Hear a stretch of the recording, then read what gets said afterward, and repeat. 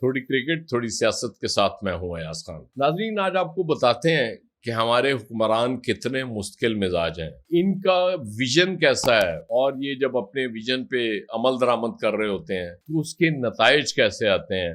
اور یہ کوئی آج کی بات نہیں ہے، یہ چلیں ایک آج ہم ایشو لے لیتے ہیں، اس پہ باقی ایشوز پہ بعد میں بات کر لیں گے۔ لوڈ شیڈنگ، بجلی کی لوڈ شیڈنگ۔ اب یہ لیٹ 70s میں یہ سلسلہ شروع ہوتا ہے، ارلی 80s میں یہ لوڈ شیڈنگ شروع ہوتی ہے۔ مجھے یاد ہے جنرل ضیاء الحق کے دور میں رات کو 1 گھنٹے کی لوڈ شیڈنگ کا آغاز کیا گیا تھا، اور ان دنوں ہمارے سرکاری ٹی وی کا خبرنامہ بہت مشہور ہوا کرتا تھا، وہ لوگ بڑے شوق سے دیکھتے تھے اور اس پہ ایمان لے آتے تھے، یقین کر لیتے تھے کہ ایسے ہی ہوگا۔ اور جن لوگوں کو تھوڑا بہت وہ ہر دور میں ہوتے ہیں، آپ کو لوگ کوئی انڈیپینڈنٹ نیوز چاہیے ہوتی تھی تو وہ BBC کا سیربین سن رہے ہوتے تھے، وہاں ایک بلیٹن چل رہا ہوتا تھا، اس طرح سے چیزیں چلتی رہتی تھی۔ وہ ظاہر ہے سوشل میڈیا تو تھا نہیں، ڈیجیٹل تو تھا نہیں کہ اور اس طرح کی چیزیں باہر سے جو پیپرز آ جاتے تھے وہ دیکھ لیتے تھے، اس طرح سے معاملہ چل رہے ہوتے تھے۔ اس کے بعد یہ سلسلہ چلتا رہا۔ پھر یہ ہوا کہ 1994 میں جب پیپلز پارٹی کی گورنمنٹ آئی تو لوڈ شیڈنگ بہت زیادہ ہو چکی تھی۔ تب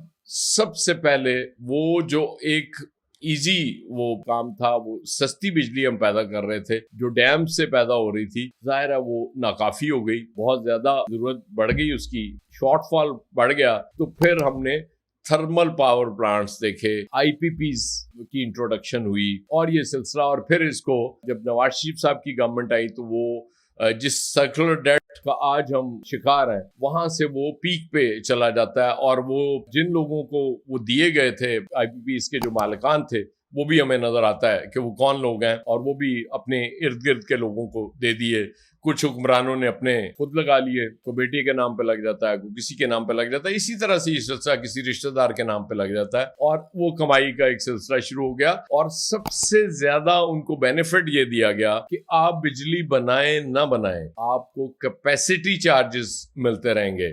اب یہ بزنس ماڈل، یہ ویژن جن حکمرانوں کا ہوگا، اس کے بعد نتائج وہی ہوں گے جو آج ہم بھگت رہے ہیں، اس سے مختلف ہو نہیں سکتے تھے۔ اب صرف لاہور کی میں بات کر لوں، اس وقت 12 گھنٹے کی لوڈ شیڈنگ ہو رہی ہے، اور ہم سب جانتے ہیں کہ جو بجلی کی پیداوار ہے وہ اس ملک کی ضروریات سے اس وقت زیادہ ہے، لیکن ظاہر ہے کچھ عرصہ پہلے جنگ کی وجہ سے اس طرف نہیں ہے کہ جی چونکہ جنگ ہو رہی ہے، فیول شارٹیج ہے، اس لیے پاور پلانٹس بند پڑے ہوئے ہیں، وہ اپنی کیپیسٹی پہ نہیں چل سکتے۔ ہاں، وہ اپنی کیپیسٹی پہ چلے نہ چلے، ہم نے اپنی کیپیسٹی سے بڑھ کے انہیں کیپیسٹی چارجز ضرور دینے ہیں، وہ ظاہر ہے سوورن گارنٹیز دی ہوئی ہیں۔ پھر دور آتا ہے 2001 سے 2006 کا، یہ بڑا دلچسپ دور ہے۔ اس میں بہت زیادہ لوگوں کی عمارت نظر آ رہی ہے، لوگوں کے پاس پیسہ آنا شروع ہو گیا ہے، اور پھر جس گھر میں کوئی ایک ایئر کنڈیشنر ہوتا تھا وہ 4 6 8 10 تک ایئر کنڈیشنر چلے گئے۔ اس کے بعد پھر انڈیویجولی ہر روم میں، بڑے لوگوں کی بات کر رہا ہوں، ظاہر ہے عام آدمی تو افورڈ نہیں کر سکتا، انڈیویجولی ہر روم میں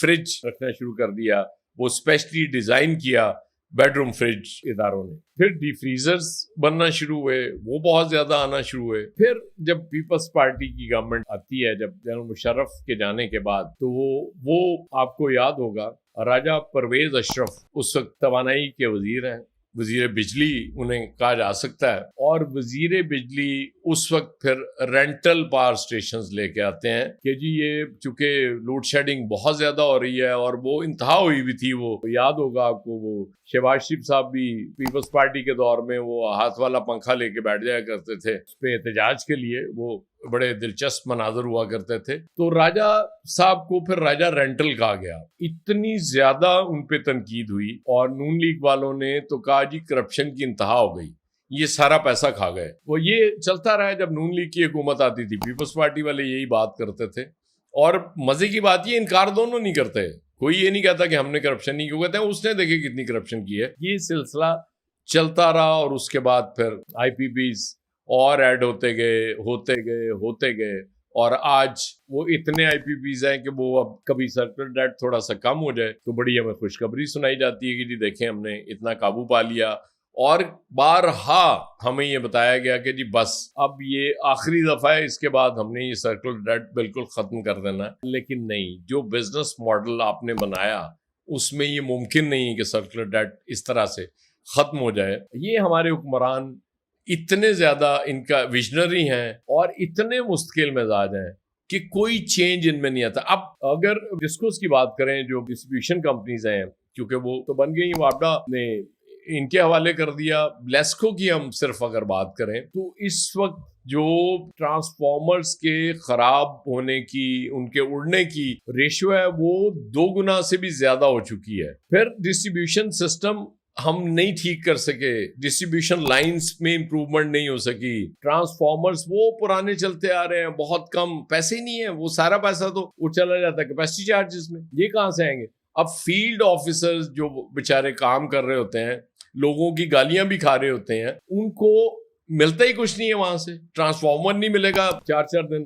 اچھا پوش ایریاز میں تو پھر چلیں فوری کو عمل درآمد ہو جاتا ہے, 8-10-12 گھنٹے میکس آپ سمجھیں گے لوڈ شیڈنگ رہے گی, وہ بجلی بند رہے گی, اس کے بعد ٹرانسفارمر آپ کا چینج ہو جائے گا. عام علاقوں میں, غریبوں کے علاقوں میں تو سنتے ہیں 4 دن ٹرانسفارمر ہی نہیں ہے, وہ ٹھیک ہونے بھیجا ہوا ہے جی, وہ ٹھیک ہی نہیں ہو رہا. پہلے تو اس کو اتارنے میں بہت ٹائم لگ جاتا ہے, اور یہ سلسلہ اس طرح چلتا رہتا ہے, اور یہ چلتا رہے گا بالکل. اور وزیر بجلی جو اس وقت ہیں اویس لغاری صاحب, آپ کو پتا ہے ان کو وہ حکومت ایوارڈ دے چکی, صدارتی ایوارڈ دے چکی اس ملک میں. یہ اتنا بڑا انہوں نے کام کیا ہے, لیکن کچھ نظر نہیں آ رہا. ابھی بھی جو تھوڑی بہت بچت ہوئی بھی ہے وہ سولر انرجی پیدا کرنے والے صارفین کی وجہ سے ہے, اور سب سے زیادہ برے اس وقت وہ لگ رہے ہیں گورنمنٹ کو, کہ ظاہر ہے وہ پیسہ ہی نہیں کمانے دے رہے ان کو. تو یہ ہمارے حکمران اسی طرح سے اس ملک کو لے کے چل رہے ہیں, اور آج بھی وہی حالات ہیں, اس میں کوئی تبدیلی نہیں آ رہی. کب تک چلے گا؟ میرا تو سوال یہ ہوتا ہے, میں بڑا آپٹیمسٹ ہوا کرتا تھا, لیکن انہوں نے اس طرح کے کام کر کے مجھے بڑا یقین کرے پیسمسٹ کر دیا ہے. مجھے نہیں سمجھ آتی, مطلب ہمیں بتایا تو یہ جاتا ہے یہ ملک بڑی ترقی کر رہا ہے, معیشت بھی بڑی ترقی کر رہی ہے, ہر چیز میں ہم آگے جا رہے ہیں. ٹھیک ہے, انڈیا کو بھی ہم نے مار لیا, پانی ہمارے دریاؤں میں انڈیا آنے نہیں دے رہا, اس پہ ہم سیمینار کرتے جا رہے ہیں, اور سیمینار کر کے انڈیا کو کوسنے دے رہے ہیں کہ تمہاری ایسی کی تیسی, تم نے یہ کیا وہ کیا. وہ اپنے کام میں لگا ہوا ہے. وہ جو انڈس واٹر ٹریٹی ہے اس کا بھی پاس نہیں رکھ رہا, اس پہ عمل درآمد نہیں کر رہا, اور دنیا ظاہر ہے کچھ نہیں کر سکتی. تو کیا ہم انڈیا کے ساتھ جنگ کریں گے اس پہ؟ کیونکہ پانی تو بقا ہے, زندگی ہے, اس کے بغیر تو ہم نہیں رہ سکتے. فی الحال تو سیمینارز پہ گزارا ہو رہا ہے, کوئی بیان شان بھی ہیں, دیکھتے ہیں فیوچر میں کیا ہوتا ہے. لیکن اس ویژن کے ساتھ, اس کنسسٹنسی کے ساتھ, اس طرح کی مستقل مزاجی جو ہمارے حکمرانوں کی ہے, یہ تباہی کے سوا کچھ نہیں لائے گی. کیونکہ جب تک یہ اپنا ویژن چینج نہیں کریں گے, اپنی پرائرٹیز چینج نہیں کریں گے, چیزیں ایسی چلتی رہیں گی.